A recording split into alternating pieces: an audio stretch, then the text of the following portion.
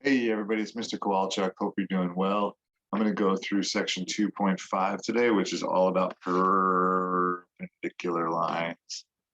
Hope you're doing well and ready to learn some new geometry. All right, here we go. For this particular lesson, which is going to be kind of short, we've got two learning goals. First is to apply definitions and theorems about perpendicular lines, hence the title of the section. And then secondly is to practice using the textbook as a resource. Now, the second one is going to be up to you. So here's what I'm going to encourage you to do. For number two, we're going to be, excuse me for that sniffle, I'm going to recommend that you go to page 56 in the text. Okay, and you're going to take notes on 4 things in there. And the reason for this, that I'm kind of giving you this advice, is that I want you to learn how to use your textbook as a resource. So on page 56 in the text, you're going to look for 1 definition. And I'll give you a hint that that's in italics. And 3 new theorems. Okay, so if you want to do that, then go ahead and take my advice. Go to page 56, find those 4 things, take notes, and then you'll be able to scroll through the next several minutes of the video. Okay, so hopefully you pause the video, and let's go ahead and move on here. So the first definition that you should have in your notes from the textbook is perpendicular, right? So this would go into your definition section, whatever color you want to highlight that or make that.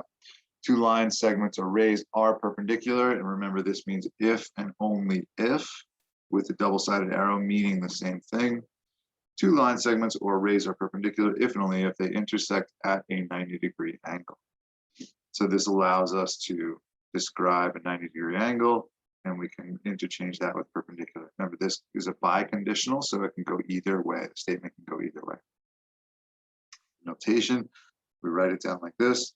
Line AB is perpendicular to line CD. And then this would be another way to say it. AB is perpendicular to CD. Now, with this, we do need to notate it, excuse me, with our line notation up above. So you have to be careful to make sure that you use those things. Our perpendicular symbol requires a segment, a line, or a ray notation up top. So just be careful about that, right? We could say segment AB is perpendicular to segment CD, or we could say ray AB, let me put semicolons in between here just to separate them. Ray AB is perpendicular to ray CD also, all right? So either of these would be correct when you're notating that, so just be aware of that. All right, next, let's talk about the 3 different theorems that were in your textbook. 2.4, 2.5, and 2.6. Okay, if 2 lines are perpendicular, then they form congruent adjacent angles, which makes sense if we think about it logically. We've got 2 lines being perpendicular. Congruent adjacent angles.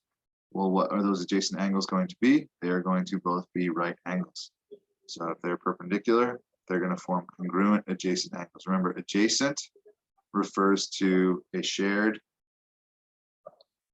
vertex and side. So in this case, the shared vertex is going to be orange, and the shared side, I'll make pink. Just a reminder about adjacent, yeah? So we've got adjacent with a shared vertex and a shared side. That's orange and pink adjacent there if you can't make it out. All right, next, if 2 lines form congruent adjacent angles, then the lines are perpendicular. So this is similar to 2.4 in that it's the converse, okay?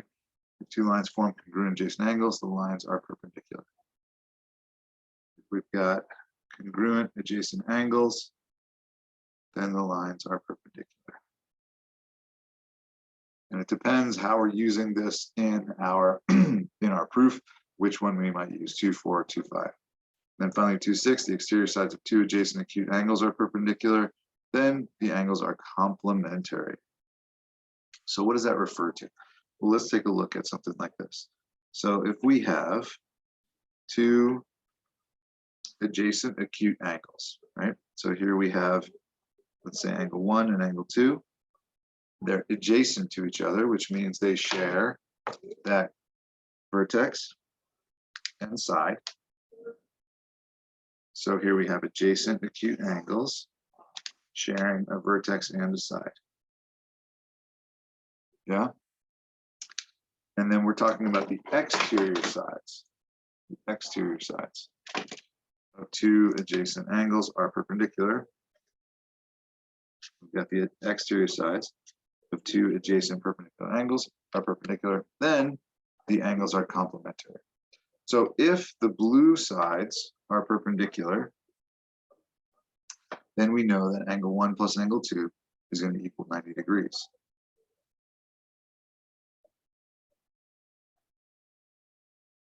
Based on our definition of complementary angles. Okay, so that's what theorem 2.6 refers to. So how do we put this to use? Well, let's take a look at a proof. Here's what I'm going to do. I'm going to give you this proof, and we'll come back. I'll come back together in a minute and solve this proof. My request is that you pause the video and try to solve it on your own. And my hint is look to see which theorem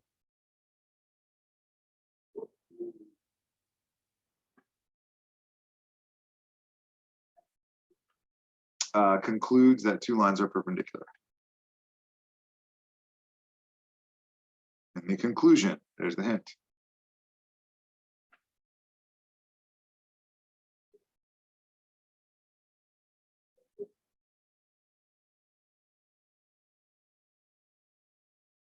Okay, so pause that video and see if you can figure it out.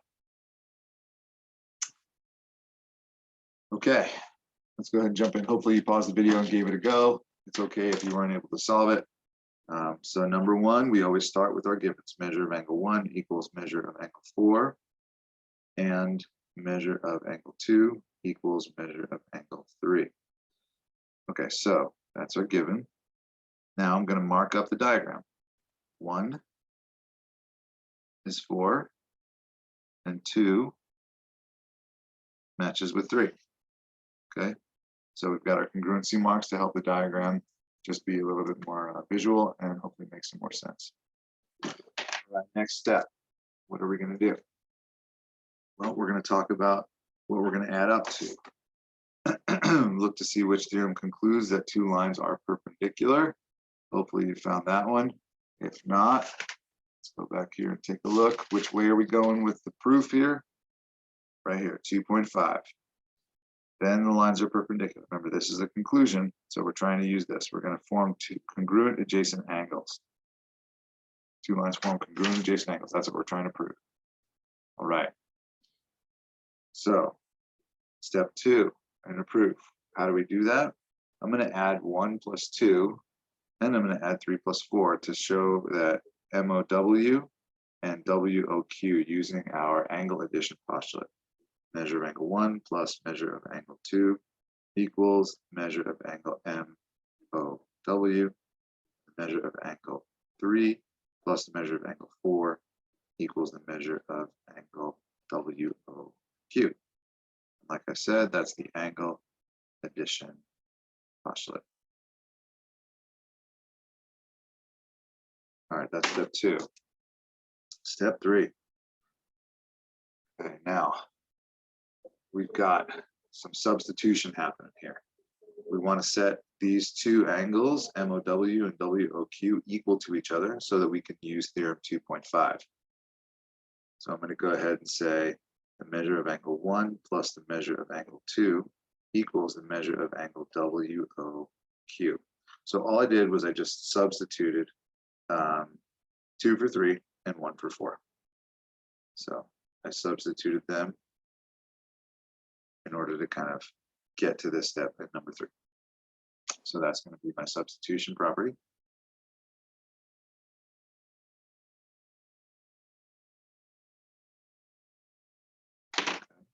Now we're getting closer. Or I can say that the measure of angle MOW equals the measure of angle WOQ. And I can do that because 1 plus 2 equals WOQ, and 1 plus 2 equals MOW. That's going to be my transitive property of equality.